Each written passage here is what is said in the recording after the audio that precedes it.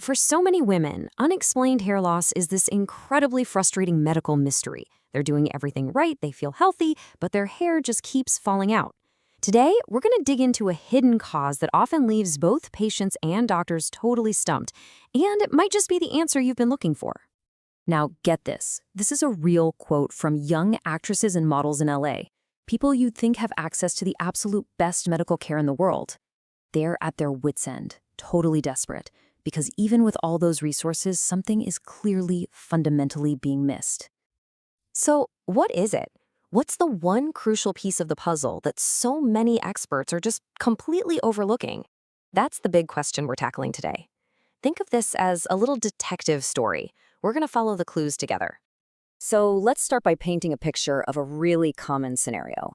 We're talking about young, vibrant women who by every single measure are in perfect health. Their blood work looks fine, they feel great, but they are dealing with this really significant and frankly distressing hair loss. And this is the paradox that makes it all so maddening, right?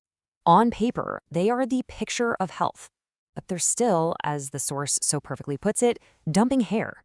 It's just an incredibly confusing and isolating thing to go through, especially when your own doctors don't have any answers. And when you're that frustrated and confused, what happens? Well, you start chasing solutions. You go down this rabbit hole of really expensive treatments, things that are all aimed at the symptom, but never actually get to the root cause of the problem. And we're not just talking about the financial cost here, which, as you can see, can be absolutely staggering. We're talking about the emotional toll, that awful cycle of getting your hopes up for a new treatment, only to be disappointed all over again when it doesn't work.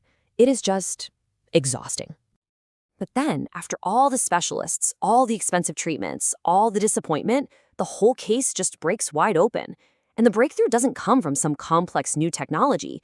It comes from one single, simple question that just cuts right through all the noise. This is it. This is the game changer. Has anyone tested your ferritin? And you know what? Almost every single time this question gets asked, the response is a confused, no? What's ferritin? Okay, so this is the crucial part. Ferritin isn't the same as the iron that's just floating around in your blood. The best way to think about it is like this. The iron in your blood is the gas your car is using right now. But ferritin, that's the gas you have in the tank. It's your body's reserve. It's storage. And you can have just enough fuel in the line to pass a standard test, all while your actual storage tank is running on empty. All right, so let's connect the dots. How exactly does having a low iron storage tank lead directly to your hair falling out? Well, for a whole lot of women, the answer is actually surprisingly simple, and it's tied directly to their monthly cycle. It's like a biological domino effect, and it works like this. It starts with heavy or really long periods, which obviously means significant blood loss. Now, to make new red blood cells to replace what was lost, your body has to raid its iron reserves. It basically dumps its ferritin stores to deal with the emergency. And here's the kicker. Your hair follicles are little factories that need a ton of iron to work properly. When your body senses an iron shortage, it goes into survival mode. It says, okay, we need to divert resources to essential functions. And guess what it considers non-essential? Hair growth. Production just grinds to a halt. And you can imagine, for women dealing with conditions like PCOS, which can cause these very long, drawn-out cycles, this is a constant, uphill battle. Their bodies are working overtime, month after month, just to try and rebuild those iron stores, which puts them at a way higher risk for this type of hair loss. But to really, truly understand the scale of this problem, we need to zoom in on one specific number. It's a number that puts this whole biological demand into a pretty shocking perspective. 35 milligrams. Right now, on its own, that number probably doesn't mean a whole lot to you.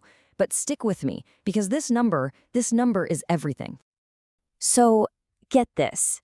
A menstruating woman can require around 35 milligrams of iron every single day, just to break even, just to be normal. That is a massive amount compared to what men or non-menstruating women need. It is a huge daily hurdle, and it is incredibly easy to fall behind. It's really no wonder so many women are struggling with this.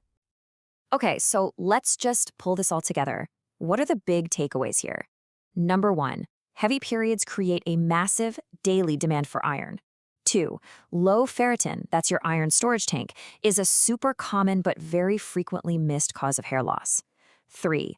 This simple, crucial detail was somehow missed by doctor after doctor. And 4, and this is so important, if you don't fill up that iron tank, all those other expensive hair loss treatments are probably just a waste of your time and money. Which really brings us right back to the beginning. If you are out there struggling with unexplained hair loss and this story sounds familiar, please don't give up. Be your own health advocate.